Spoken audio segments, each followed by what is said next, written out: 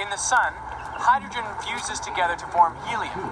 But that's a little confusing because how out of only protons do we create a helium nucleus which has 2 protons and 2 neutrons? Well, the thing is, when the first two smash together, one of the protons actually emits a positron and a neutrino and quickly becomes a neutron. Next thing that happens is another proton smashes in. And again, we get more energy released.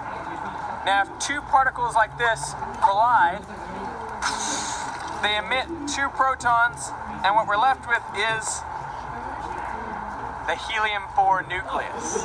There you have hydrogen fused into helium. And a lot of mass lost, a lot of energy released. The Sun and Earth both emit electromagnetic radiation. This movie will help you describe the differences between the types of radiation emitted by the Sun and the Earth. Electromagnetic radiation is energy that travels in the form of electromagnetic waves.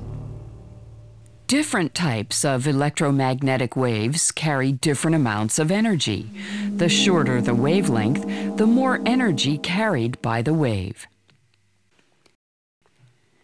The wavelength of emitted radiation is determined by the temperature of the object it comes from. The higher the temperature, the shorter the wavelength of emitted radiation. The Sun, with its high surface temperature, emits a great deal of high-energy, short wavelength radiation.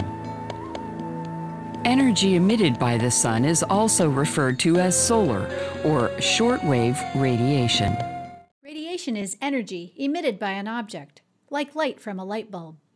Radiation happens at different wavelengths. The hotter the object is, the more energy it radiates at shorter wavelengths, from longest radio waves to shortest, highest energy gamma rays. Light bulbs can be used to illustrate the solar radiation that reaches Earth. Although the Sun's peak output is at visible wavelengths, most solar energy reaches us as infrared radiation that we feel as heat. Think of the night lamp in a reptile cage. Next, we get hotter, higher energy shortwave radiation that we see as visible light and different colors at different wavelengths. A lesser amount of even higher energy ultraviolet radiation reaches us. Think of black lights and tanning beds. We can't see or feel UV radiation except by the damage it causes, such as sunburn and fading fabric. Luckily, our atmosphere protects us. In the stratosphere higher than Mount Everest, a gas called ozone acts like sunscreen and filters out most UV radiation so that even less reaches us at the surface. Most energy on Earth comes from solar radiation. We see the fraction that reaches Earth as visible light, we feel the infrared portion as heat, and we notice the harmful ultraviolet rays when we get a sunburn. For more information, visit climatebits.umd.edu.